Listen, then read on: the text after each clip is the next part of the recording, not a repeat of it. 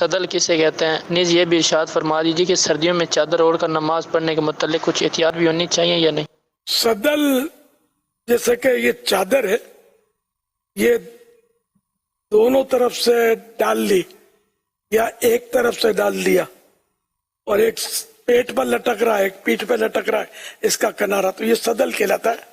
تو نماز میں صدل مکروہ تحریمی ہے، اسی طرح سر سے ڈال لی اور یہ دونوں کنارے لٹک رہے ہیں تو یہ بھی صدل اور نماز میں مکروہ تحریمی۔